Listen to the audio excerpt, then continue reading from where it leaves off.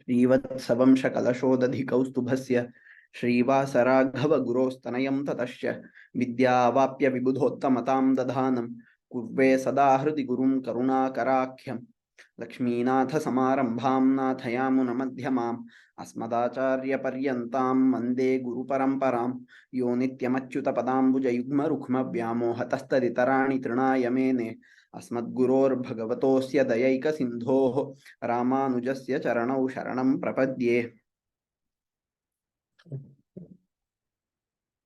श्रीमान् वेङ्कटनाथार्यः कवितार्किककेसरी वेदान्ताचार्यवर्यो मे सन्निधत्तां सदा हृदि. We are going to have a very quick recap. We saw about the nature of moksha. It is attained through upasana. What is that upasana? That upasana is bhakti. Bhakti leads to mukti. So words like vedana, upasana, etc. are used. Okay. What is the nature of this upasana? It is just some knowledge that immediately gives us moksha? No. We need to perform sharanagati and display bhakti through our thoughts, words, and actions. We cannot simply knowing Bhagavan does not give moksha as per Vishishtadvaitha. Knowing is not enough. Bhakti is itself classified as one type of knowledge. Why? Because it is a feeling that you have. That feeling of devotion needs to be there. That feeling of a sharanagata needs to be there. If you have all of that, you can get moksha. Now, there are 4 ways to get moksha. I'm not sure if we covered that last time. Through prapatti itself, there are 4 ways to get moksha. Without prapatti or sharanagati, as it is more popularly called, without the sharanagati marga, there are still a few dozen routes that fall under bhakti yoga, which are called as Brahma Vidyas. So they say there are 32 Brahma Vidyas, but there is no consensus as to which exactly are the 32 Brahma Vidyas, because the scriptures appear to talk about more than 32 Brahma Vidyas. Yet, one of those Brahma Vidyas, called Nyasa Vidya, is about the declaration of surrender. That is considered to be the path of Sharanagati. Path of Sharanagati means path of complete surrender to Bhagavan. That path is the most practical one and is a path that can be performed or followed by everybody. This path of Sharanagati, which can be followed by anybody and everybody,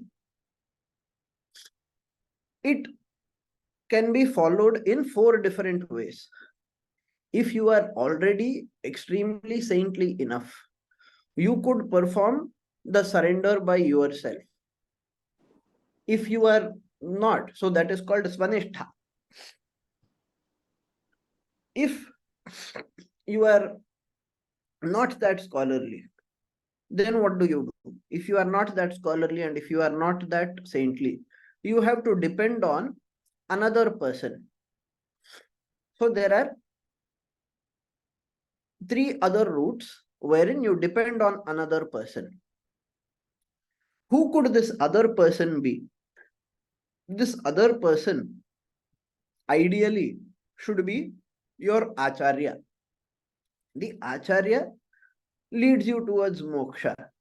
The Acharya has already performed Sharanagati for himself.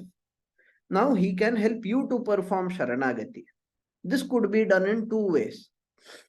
One is if he teaches you how to declare surrender, and of course how to behave as a Sharanagata also, but he teaches and you recite and declare the surrender. That is called Uktinistha.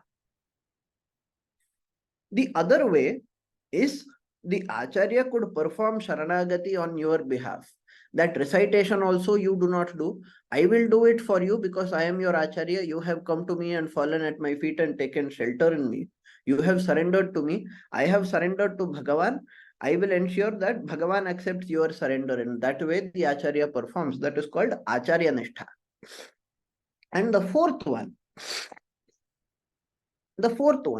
is Bhagavata Nishtha. Yes. So Ukti Nishtha and Acharya Nishtha, those are the two types that you get when you are going through an Acharya. These two are the most popular. And we say that Acharya Nishtha is superior, because if you try by yourself, you might make mistakes. But if the Acharya is trying, then you have a greater chance. Then there is Bhagavata Nishtha. Bhagavata Nishtha is a case where you are relying on a Bhagavata, some other person who is very saintly and has performed Sharanagati and is knowledgeable on how to perform Sharanagati and everything. That person might not be your Acharya, but is still a very great saintly person, and therefore you are getting Sharanagati to Bhagavan through the Bhagavata. That is called Bhagavata Nishtha. 4 types are there.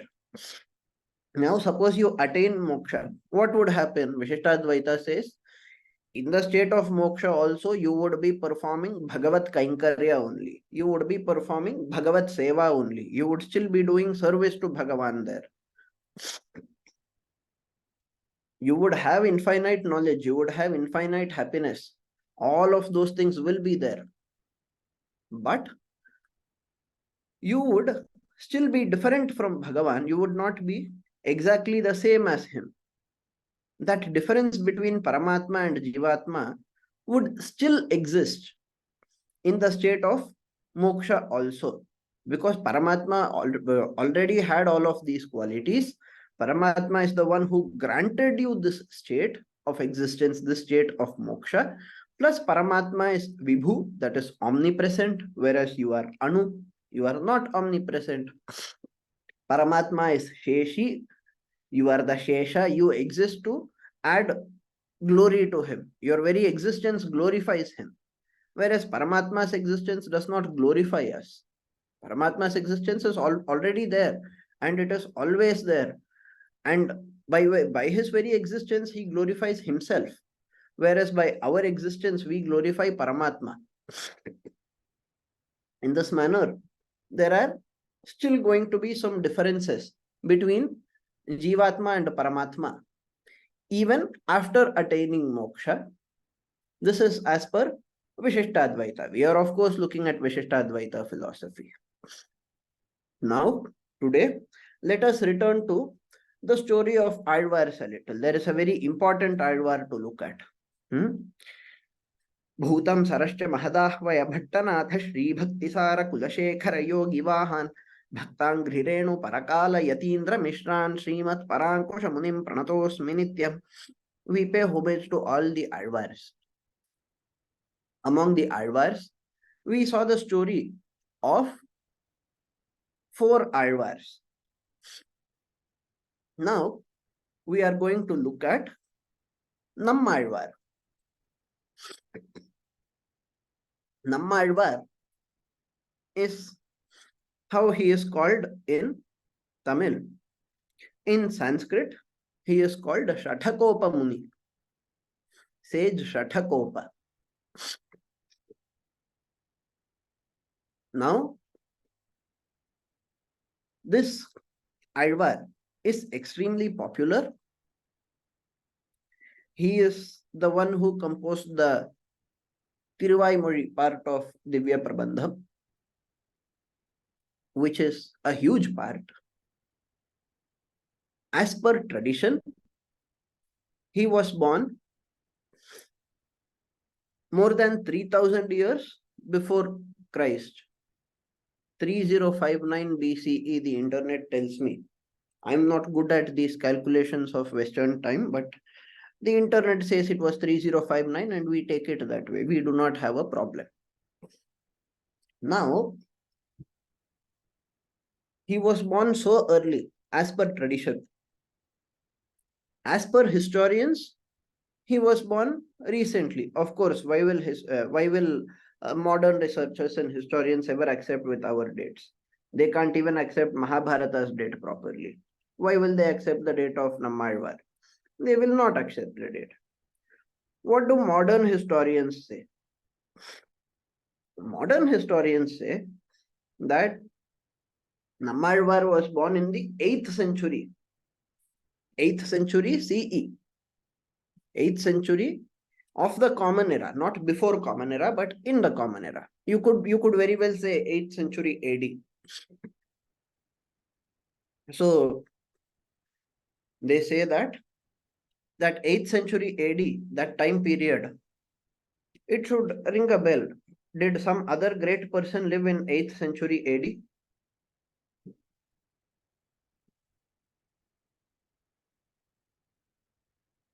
As per historians, Adi Shankaracharya was born in 8th century AD. As per historians, if you go and ask the acharyas, they would have a difference of opinion.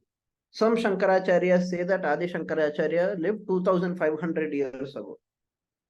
Some Shankaracharyas say that he was born in 8th century AD. No matter what the case, even historians are saying that at least by 8th century AD, Adi Shankaracharya was born. There they are clear. What is the date? Internet tells me that Shankaracharya was born in 788 AD. That is what it is telling me. What about Nammalvar? Nammalvar, it does not give a very specific year, but it says he would have been there in the same century when Adi Shankaracharya was a child. In that century, they were probably older than Shankaracharya. Nammalvar would have been. Why do the historians say in this manner? We will see that. But before that, let us look at what the tradition says. Now, traditionally, we do not go by the Western calendar. So, we explain it differently. We say that he was born in early Kali Yuga. Remember, 3059 BC means 5000 years ago, correct? Approximately 5000 years ago, we had Kali Yuga starting as per tradition. Now, this exact date, whatever it is, whether it is 3059 or something else, that I cannot confirm. I am not good at that kind of a calculation. But what we could definitely say is that as per tradition, he was born very soon after Kali Yuga began. Now we know we can calculate, right, from Kali Yuga. When did Kali Yuga start? What is this year after Kali Yuga? As per tradition, we have clearly crossed more than 5000 years. Correct? In fact, we have crossed more than 5100 years in Kali Yuga. Now, very soon after Kali Yuga started, this Shathakopa Muni took birth. He was born in Vishakha Nakshatra on a Shukla Paksha Purnima. So, he was born on a full moon day. That is a very auspicious day to take birth. Let us see a little more. The Amsha of Vishwaksena is Nammalvar.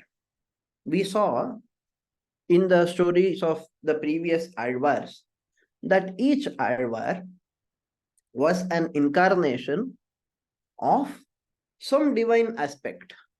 Correct? We said he is the incarnation of Chakra. We said he is the incarnation of Shankha.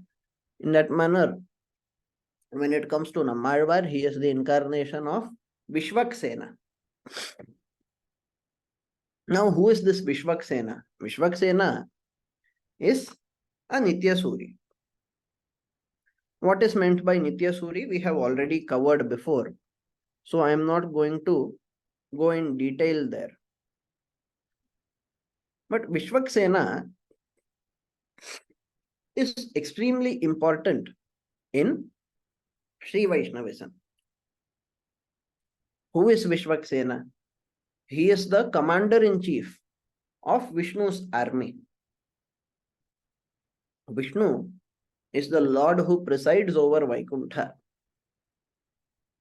In our material universe, there is a replica of that Vaikuntha, which is called Karya Vaikuntha. There also, like a summer palace, once in a while Vishnu would be seen in Karya Vaikuntha. Of course, Vishnu is everywhere. Now, Vishnu also has his own army, and there is a commander-in-chief of that army. Shiva also has, right? He has in Kailasha, Vishnu has in Vaikuntha.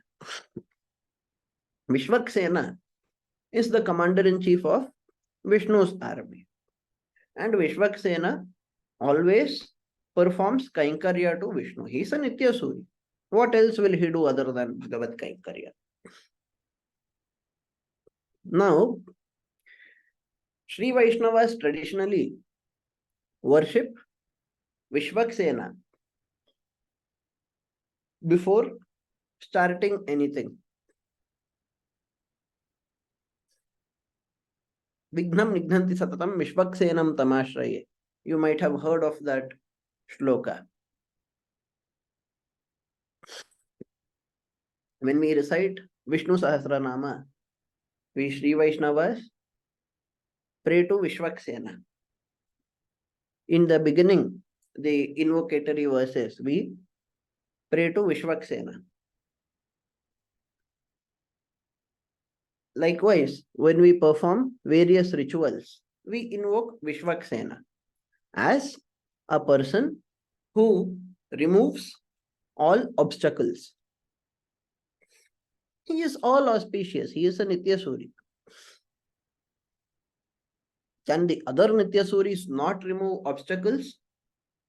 Or can the other Muktas not remove obstacles if somebody has attained moksha and if you are worshipping him? Can he not remove obstacles? Yes, he also can. But we have given a special place to Vishvaksena. And we worship him this way. Bhagavan has given a special place to certain jivas and kept them as Nityasuris. They perform Nitya Kaikarya to Bhagavan. They have been doing it since forever. And therefore they occupy some special positions. Correct? Adisesha occupies a special position. Like he is the bed of Bhagavan. We already saw that verse, right? Nindral Kudayam. We saw that verse already. So, Adisesha performs various Kainkaryas. Vishvaksena performs various other Kainkaryas. So, Vishvaksena is extremely important. But perhaps the most important role of Vishvaksena for Sri Vaishnavas is that he is there in the Guru Parampara. In the Guru Parampara of Sri Vaishnavas, how do we begin? If you observed me, I said Lakshminatha Samarambham. The beginning of our Sampradaya starts with Lakshminatha. That is Vishnu himself. After Lakshminatha, who is it? It is Lakshmi herself. Sahadharmacharim Shaurehe Sammantrita Jagadhitam Anugraha Mayim Mande Nityam Ajnata Nigraham. We pray to the Sahadharmacharini of Bhagavan, that is Lakshmi Devi, and she, Bhagavan, revealed teachings to her. She also knew everything before, but we take it as Leela. You know, like how once in a while Parvati asks a question to Shiva. She says, I am curious to know. Shiva says, Oh Devi, there is nothing that you do not know. but still you are asking, and therefore I will reveal to you. In that manner, to Lakshmi Devi, Bhagavan revealed certain things. Lakshmi, after her, Lakshmi therefore becomes the second, right? The first and foremost is Bhagavan himself as Adi Guru. Kamapyadyam Gurum Mande Kamalagraha Medhinam Pravakta Chandasam Makta Pancharatrasya Yasvayam. Adyam Gurum Mande, the Adi Guru is Bhagavan. The second Guru is Lakshmi Devi. Therefore, we are Shri Vaishnavas. The third Guru is Vishwaksena.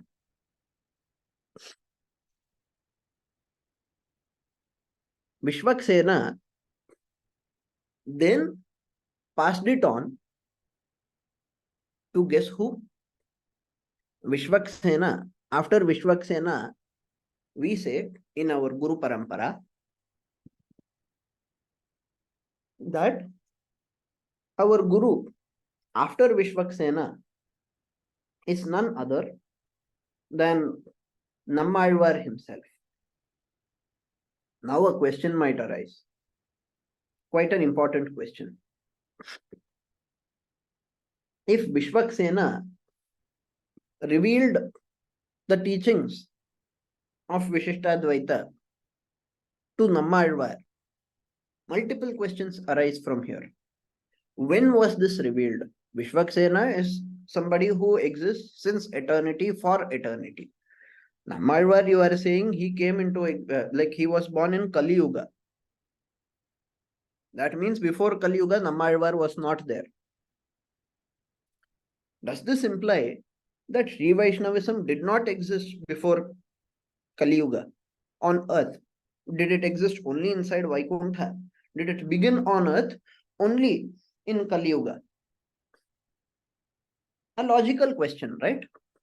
If you say that Nammalvar is a Purvacharya of all Sri Vaishnavas and that he was born in Vishakha Nakshatra, right? He was born in early Kali Yuga. What about before Kali Yuga? Does it mean that before Kali Yuga, Vishishtadvaita was not at all there? That is not so.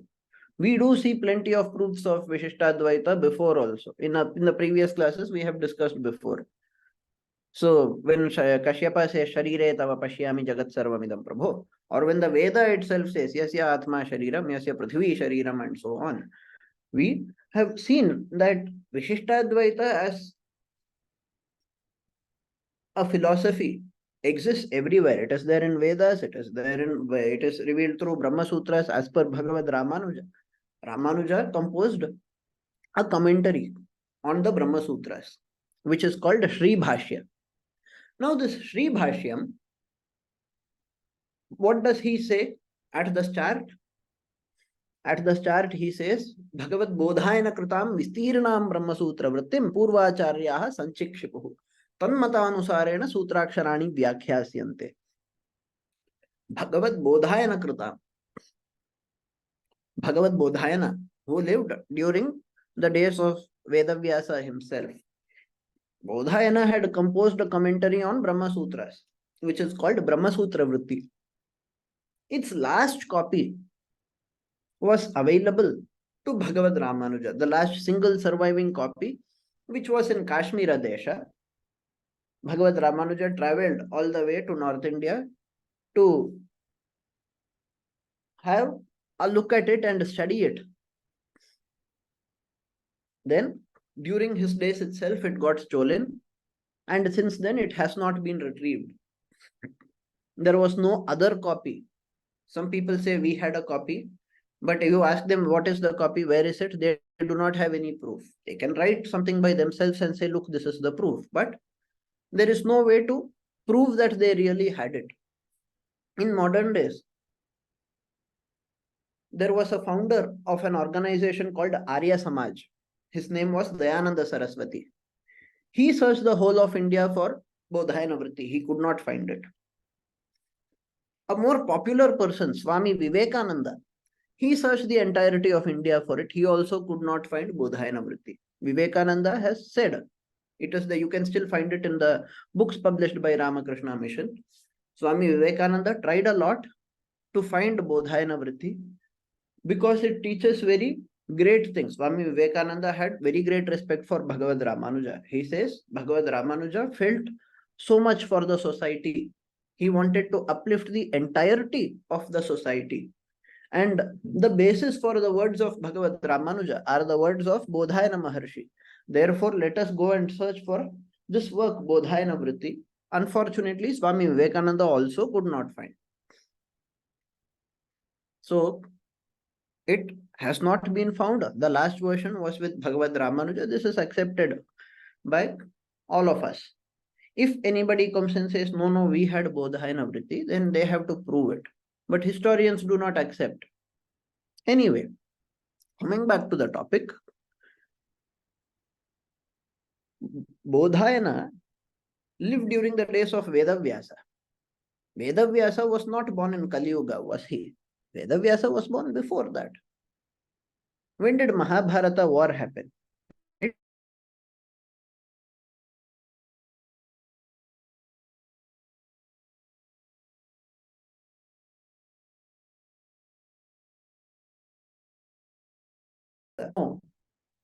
About the story of Ambika and Ambalika. We know how they got children.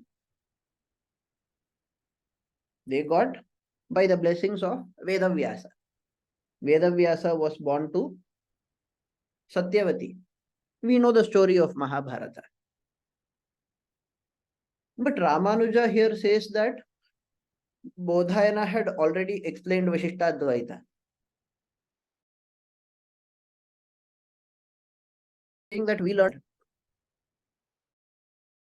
that this Namadvar was born only in Kali Yuga. That seems to be a contradiction, is it not?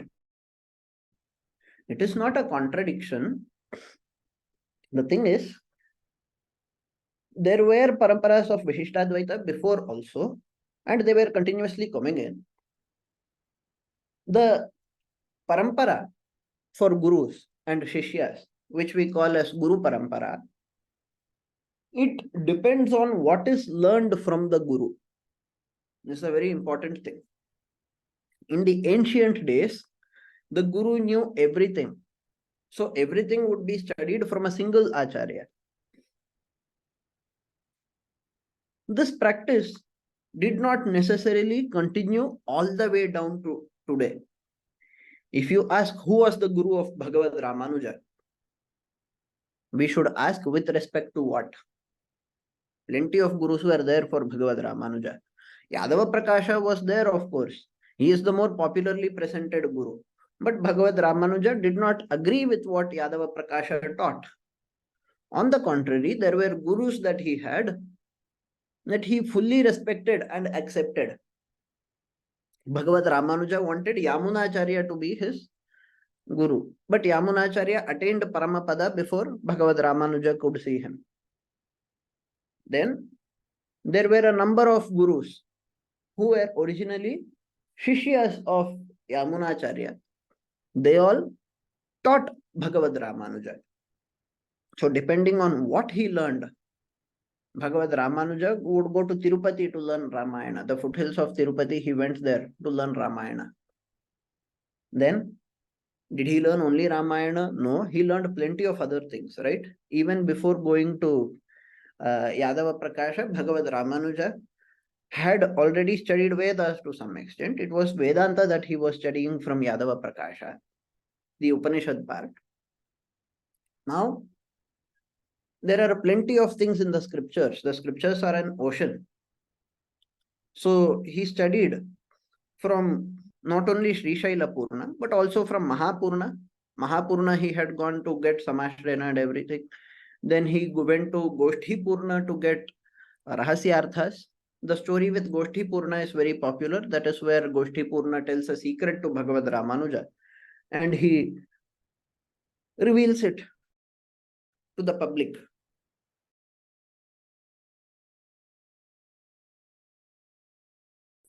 So all of these things are we to believe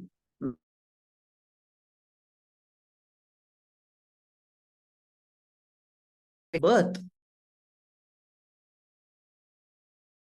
if you see, his birth was not in a Dvijakula. He was not a twice born. As he was not a twice born, he did not have adhikara over the Vedas. As he did not have adhikara over Vedas, it means he did not study the Vedas. It is not the Veda that came to Sri Vaishnavas from Nammalvar. What came to Sri Vaishnavas? The ultimate teachings of the Vedas that we call as Vedanta. These ultimate teachings are presented in what we call as Dravida Veda, the Divya Prabandham. Who composed the Divya Prabandham? The Alvars. One of them was Nammalvar. So, whatever he composed, we say it is the summary or the essence of a large number of Upanishads of an entire Veda. So, even without actually going through the Vedas, without studying the Veda mantras and the suktas and so on, you could still learn the teachings. As Krishna himself says in Gita, one who has already understood all the teachings of the Vedic scriptures, for that person, the Veda would be useless. If you have already understood the reason why they exist and what they are teaching and what they are asking you to do,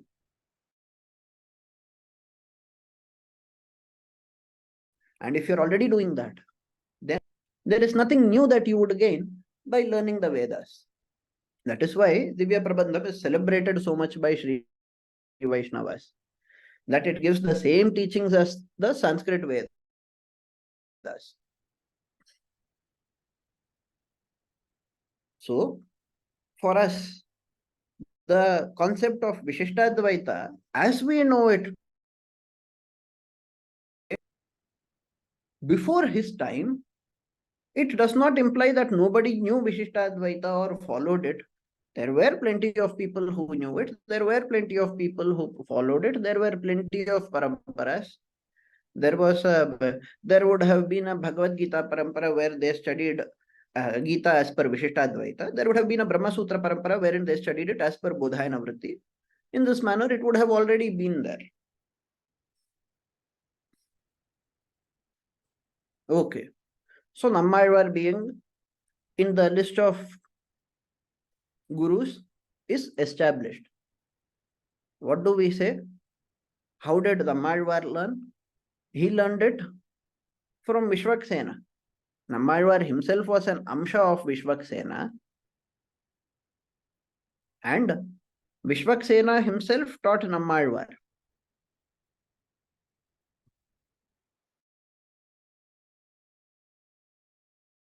We do see once in a while the stories of Amsha and Amshi meeting in the scripture. Vishnu. Anyway, the next thing we have to see, Nammalvar is a very huge topic. The next thing we have to see about Nammalvar is how he got the name Shatakopa. Nammalvar in Tamil does not translate to Shatakopa in Sanskrit.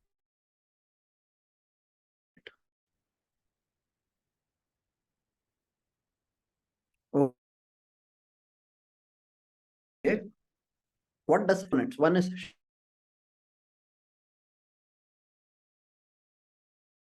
is Kopa. Kopa is a very popular word.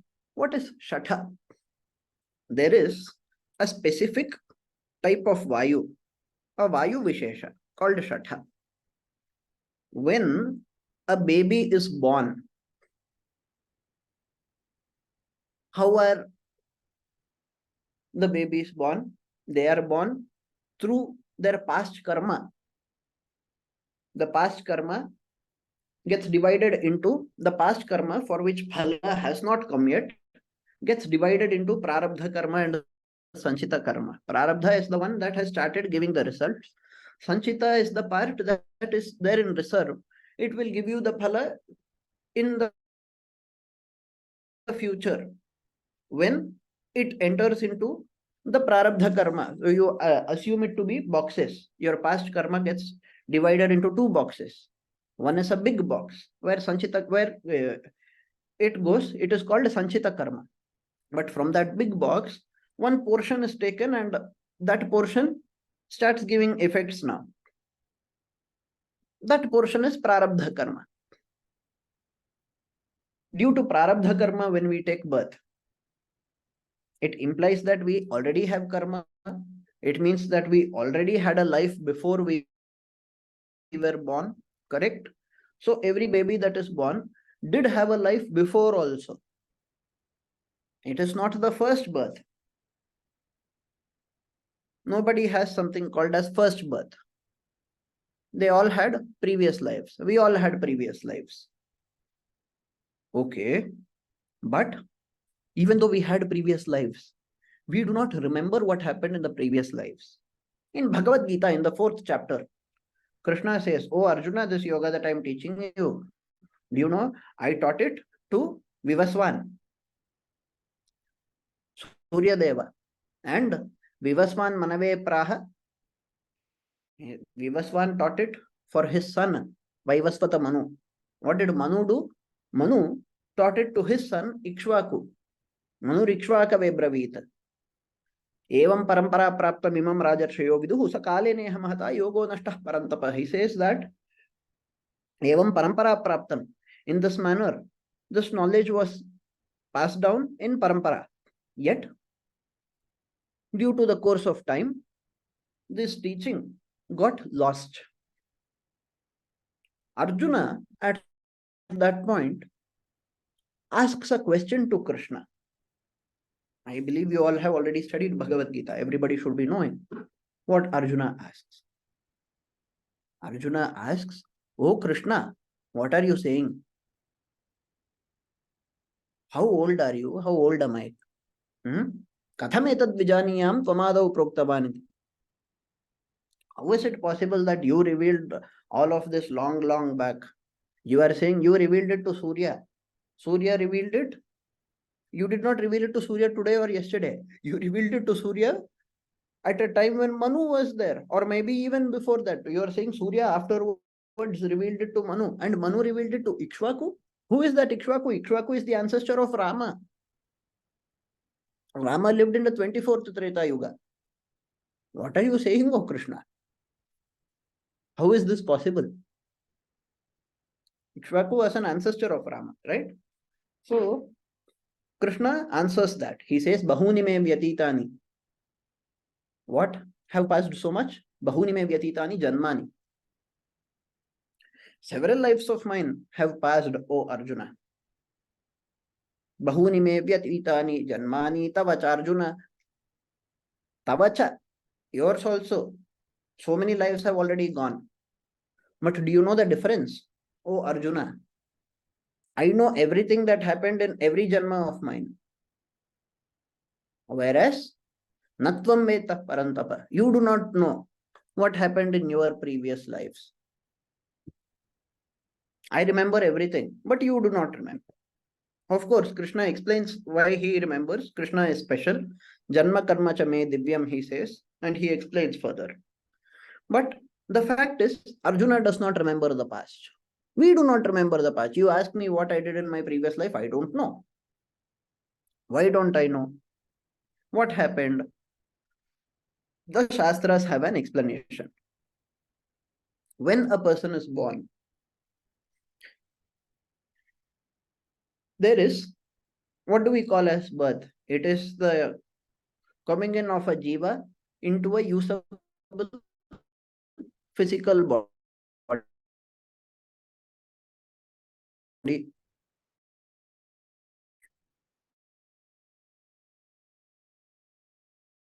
They are still inside the mother, originally supposed to carry all the memory of the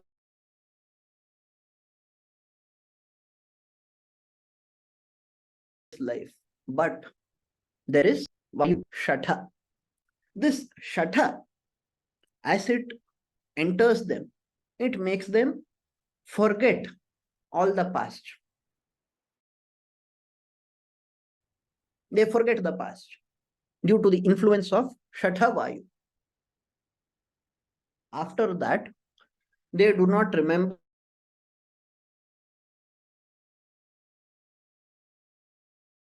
they have, if at all they have any knowledge, it is only of whatever happened in the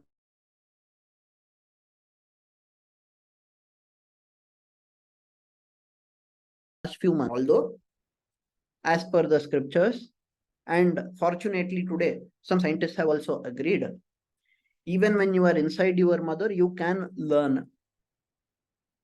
Do we know people who learned? Yes. Abhimanyu learned. Correct? When he was inside Subhadra, he learned. Who else learned? Prahlada, very famous example. We say that even before the child comes out of the mother's womb, it has the ability to learn. Shastras further say that it is also possible to unlearn whatever knowledge is there from the previous life. Due to the influence of Shatavayu, you would forget all of that. And that happens to everybody. That is why I don't remember, you don't remember. Bhagavan, of course, remembers. He is immune. Was there anybody else who was immune? Yes, this Nammalvar was immune. So, when this Shatavayu came towards him, remember, he is literally inside his mother. Yet, he chased it away.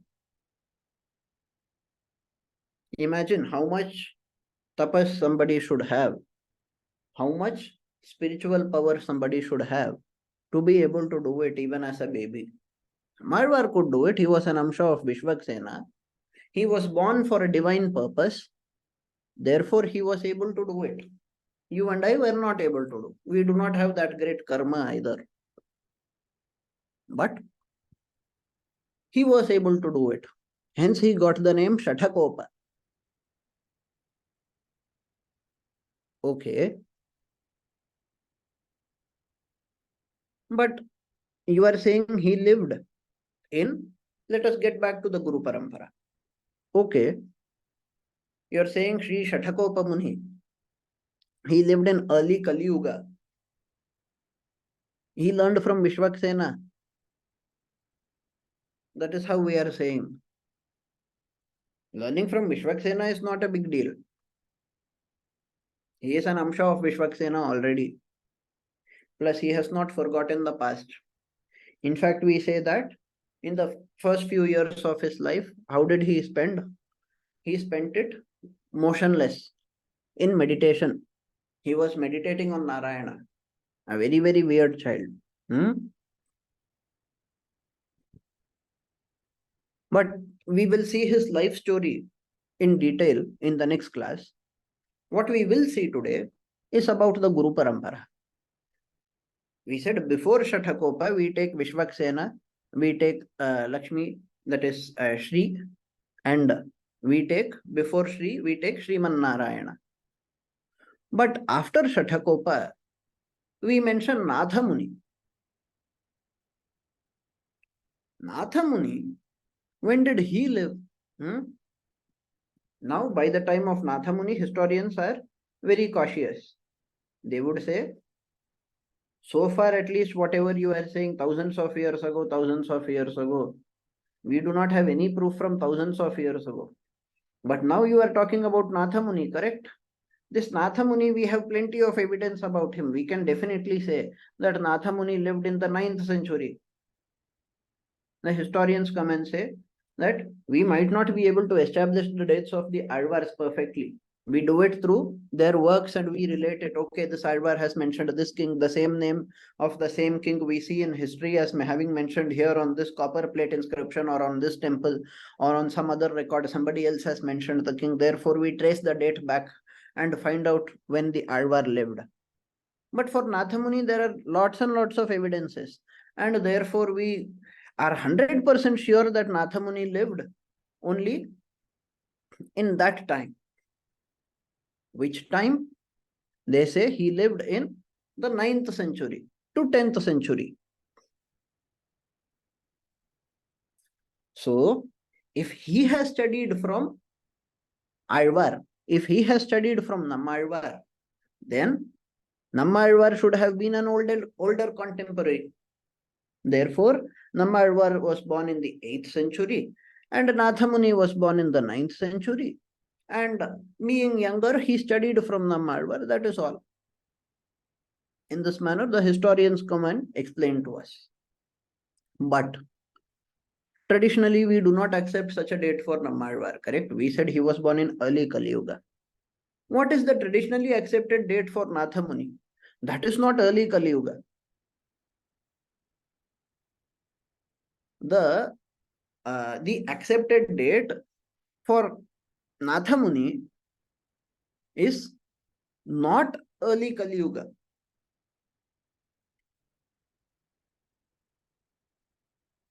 That leads us to the question, how long did Nammalvar live? Did he really live for so many thousands of years? If he was born 5,000 years ago, did he live for 4,000 years approximately and then reveal the teachings? No. He lived, that is true, but he returned to Vaikuntha also. As per tradition, Nammalvar lived on earth, then he returned to Vaikuntha. The next question will come, how can a person who is there in Vaikuntha ever come here and stay here for some time and go back? But like how Bhagavan says, Janma Karma Cha Me Divyam, in that manner, some divine births are taken. But they are still slightly different from the births of Bhagavan. We will see that also in the next class. How the birth of an Alvar is different from the birth of Bhagavan. But Nathamuni recited special verses. We call it Kannun Sirutambil. He recited the verses that would invoke Nammalvar. Nammalvar descended from Vaikuntha and revealed the teachings of the Divya Prabandham. Nathamuni was not looking for 4,000 verses, but Nammalvar revealed all the 4,000 verses. That is why during the days of Nathamuni, the teachings of Divya Prabandham, which are far more ancient, which were composed by Alvars who lived much longer ago, as per tradition, that knowledge came to Nathamuni. So, when we say that Nathamuni is our guru in the parampara, immediately after Nammalvar, we do not imply that Nammalvar lived during the time of Nathamuni. We imply that Nammalvar appeared and gave his blessings and revealed the teachings to Nathamuni.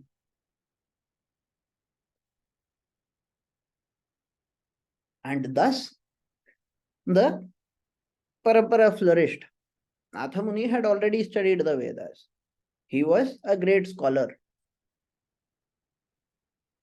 He also learned the Divya Prabandham. Correct? Therefore, he knew Vedanta from two sources. Which sources? The traditional Upanishads, Brahma Sutra, and our Bhagavad Gita, Prasthanatrayi. And also from the Divya Prabandham. That made him Ubhaya Vedanti. Till today, we address Shri Vaishnavas as Uve. In short, we write. That is Ubhaya Vedanti. Those who know the Sanskrit Vedanta and also the Tamil Vedanta.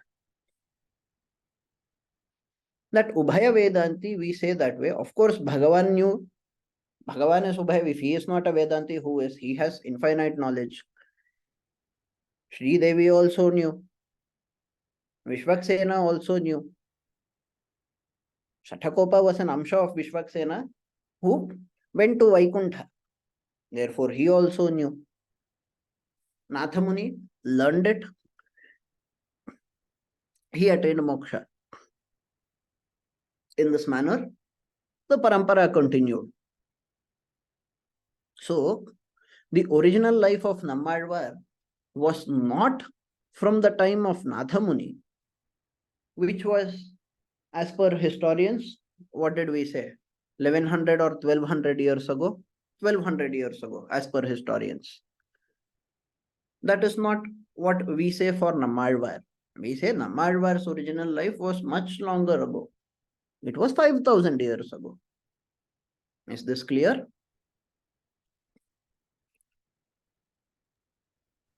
Very clear. Okay. So, we have to be very cautious when we are talking. It is very easy to say. I remember recently, some months ago, Dushyant Sridharji was giving an upanyasa. He said, we people are very horrible at thinking about history. We never bother to look at history because we focus so much on bhakti and what the contributions of the saints were and what their teachings were. We forget to look at the historical aspects. Now, someday the historian will come and he will say, "Oh, what are you blabbering? You are saying this person met that person." It is impossible to happen. The historian suddenly comes and tells us that whatever you are saying is nonsensical. They don't even match. You're saying Namadwar was born in early Kali Yuga. Nathamuni was born 1200 years ago. The two of them met. How is this possible? Impossible. Immediately the historian will cancel the story. This meeting of Nammalvar with Nathamuni was not mentioned as the example by Dushyant Sridhar. He gave some other example there. But the point is 100% valid, right? Because historians see in a different way. They rely on certain things. They rely on archaeological evidence. They rely on existing records and they try to date the record. How old is this record? What does it say? And they rely on some other parameters. Sometimes they look at linguistics. They say this style of Sanskrit is different from that style of Sanskrit. Therefore, we cannot accept, although you say Veda is a single scripture, the style of Sanskrit used here in this part of the Veda is different from the style of Sanskrit used in that part of the Veda. Therefore, we will not accept that it is a single scripture. We will say the other part came centuries later or millennia later. This is how the historians work. We cannot accept everything that they do in their process. Correct? We have several problems in the approach of the historians. But wherever they are logical, we have to accept. But then how do we reconcile? For that, we should know the Siddhanta properly. Siddhanta does not say that Nammalvar continuously lived and he was a very old man when Nathamuni met him. That is not what Siddhanta says. Siddhanta says Nammalvar descended from Vaikuntha. He was invoked and he descended from Vaikuntha to reveal the teachings of Divya Prabandha. He was pleased with the recitation of Kaninun Sirutambu that was done thousands of times by Nathamuni, and therefore he revealed the Divya Prabandham. That is what the tradition says. So, one of our first duties is to be very strong at Siddhanta. What the traditional teachings are, we should be strong at that, no matter which school we are from. You might be Smarta, you might be Shaiva, doesn't matter. If you are not strong at Siddhanta, you will get hit very easily. After being strong at Siddhanta, we have to then think about what the historians are saying. What do historians say about Adi Shankaracharya? For example, do they say he lived 1200 years ago or do they say he lived 2000 years ago? What do they say? If I'm not wrong, there was a lecture by Raj Vedam on the reasons why historians should not necessarily accept 1200 years as the time period of Adi Shankaracharya. All of those things, they go on. Historians, they will say one thing today, tomorrow they will say something else when they get some other evidence. Bhagavad Ramanuja, you tell them he lived for 120 years, they will say 120 is a very long lifespan. He did not live for 120 years. Let us reduce it to 100 years. Let us reduce it to 80 years. You know, like the Supreme Court judges, when they heard about the case of a certain ex-chief minister, disproportionate assets case. The judge said, this number seems to be very big. Let us reduce the number and assume that it is something smaller. Was it the High Court judge or Supreme Court judge? I don't remember. Sorry for that. But it was pointed out by somebody, I don't remember, Choramaswamy or Guru Murthy, they said, what are they doing? They are saying this number is so big, therefore it sounds improbable. Let us reduce it to a random smaller number. Many historians really do that. And the problem is, if we blindly go behind what the historians say, if we think, okay, historian, whatever he says is scientific, let us go and believe in what he says, we might get misled. So we should be extremely cautious. Because historians say a lot of things. They do not accept that Vedas are eternal. Sanatana Dharma, they have a problem with the word Sanatana itself.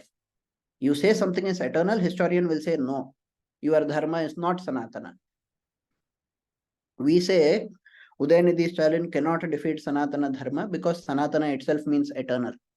The historian will say he cannot defeat Sanatana Dharma because your Dharma was never Sanatana at the first place. There is a big difference between the two. We should understand that and tread cautiously. That is the reason why I also mentioned what the historians say. So I hope it is clear. If there is any doubt based on whatever was taught today, please feel free to ask now. No, there is no doubt. It was very fascinating and mind-boggling. As ordinary people, before next class, what should we do with this information or with this knowledge? Is there any guidance? See, Meditate on Namalvar, for example, or what you taught today, or I wouldn't recommend any homework, but as a general practice, we should, as Sanatanis, who believe in our Purvacharyas and who believe in the scriptures, we should know that if we want to get knowledge, authentic knowledge of Sanatana Dharma or of Sanatani saints and sages, we should rely on traditional works, traditional publications, traditional acharyas. If we go and start seeking books, if we start seeking knowledge online, let me just Google and find out. Wikipedia will open a page. Wikipedia immediately says Natha Muni, also known as Shri Ranganatha Muni, his time period was 823 CE to 951 CE. Immediately it says, okay, it sounds very nice. It seems to know when he was born. Let us read a little more from Wikipedia. Wikipedia will say he learned it from Nammalvar. Oh, Nammalvar, that is very nice. Who is this Nammalvar? Let us read a little about Nammalvar. What does it say about Nammalvar? Open the page of Nammalvar. It will say that Nammalvar was born in 8th century CE. Now comes the problem. Because Wikipedia will say he was born in 3059 BCE. But historically, he flourished in 8th century CE. What do you mean by historically he flourished in 8th century CE? I feel offended when I read that sentence. But that is the way knowledge is presented. And that is the way the Western approach believes. And when we say Western approach, we are not simply accusing the foreigners. Okay, it is something that we should remember. It is not just the European or the American who says these things. There are plenty of Indians who have adopted the Western approach and who are repeating the same thing. The majority of Indologists today are Indians only. And many of them are also going in the path of the Westerners and are saying this. Therefore, many people have difficulties in explaining. Some people come up with their own dates out of lack of proper knowledge of the scriptures. For example, there is a person called Nilesh Neelkant Oak. He does not accept the traditional date given for Mahabharata or even Ramayana. But his explanation, it relies on butchering of several teachings of the scriptures. Like for example, if you assume that the entirety of Mahabharata exists only to tell you when Mahabharata happened, instead of taking all the teachings from there, that kind of, to that level of misinterpreting, if you do, you will definitely be able to get a very, very fairly historical date for Mahabharata, which would unfortunately not be a correct date. That is a problem. Very So, clear. So we should go by that Guru Parampara. It's very clear. yes, That's okay. we have to go by Guru Parampara. So, if you really wish to study about Namalvar, go by from any Shri Vaishnava publication. Ahobila Matha publishes plenty of books. Andavan Ashramam publishes books. You go buy something from there and you learn from there. That is very easy. Or if you want an easier way out, if you want to learn only from YouTube, okay, you open YouTube, you listen to somebody, you listen to some Velukudi Krishnan Swami, you listen to Anantaparnabhacharya Swami, you listen to some traditional person talking about the Alvars. Traditional person who does not rely too much on science and what historians say. Historians have said this, therefore let us accept this. That way, if somebody says you should be cautious, you should immediately become cautious. Not necessary that they are wrong. Many times they are correct. But why should we accept something based on what historians say? If we do not accept it based on what our acharyas say, that means we are not following the parampara. So you learn in that way. If you want to do any further study, you can do. There is Namalvar is an ocean. There is a huge topic. And the work of Namalvar is even bigger. Tiruvaimozhi, when my acharya teaches, he teaches one pasuram for an entire day. For 1 hour, he teaches one verse. That is how we learn. Out of 4,000 verses, more than 1,000 have been composed by Nammalvar. So imagine that would take more than what, 1,100 hours, right? So Thank you so much. that is the greatness of tradition, that there is so much information hidden there. But historians do not see that much. Avoid that. If you want to learn whatever you want, but learn it through traditional sources. That is what we say. Deshika composed a very beautiful shloka explaining how an ideal guru should be. Siddham sat sampradaye sthiradhyamanagham shrotriyam brahmanishtham. Satvastam satyavacham samaniyataya sadhuvritya sametam. दंभासूयादिमुक्तं जित विषयगणं दीर्घबन्धुं दयालुं स्खालित्ये शासितारं स्वपरहितपरं देशिकं भूष्णुरीप्सेत्. He says that person who is a guru, how should the ideal guru be? He is listing qualities, more than a dozen qualities Deshika is listing. But the first one he says, Siddham Sat Sampradaya. That person should be from a Sat Sampradaya. Then you go and learn from that person. Then you accept him as a Deshika. Deshika means one who shows the Disha, one who shows the direction. You accept that person as a guru who is well established in Sat Sampradaya. First and foremost qualification. When you do that, you are safe.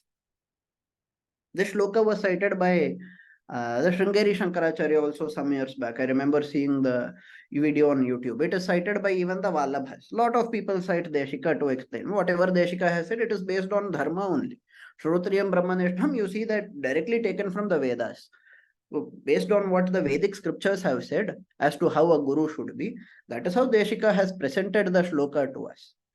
And therefore, as Sanatanis, not restricted to Vishishtadvaitha, as the entirety of all the people who fall under the umbrella of Sanatana Dharma, who accept the Vedas as Pramana, it is our duty to learn Sanatana Dharma from such kinds of sources only. Self-study is bad. Shastra Jnanam Bahu Klesham, it is very difficult.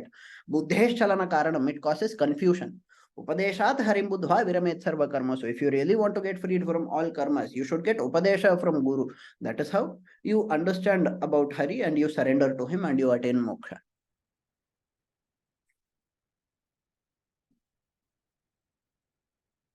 Thank you. If there is no other question, we can conclude today's class. If there is any other question, feel free to ask. If there is nothing, we will conclude.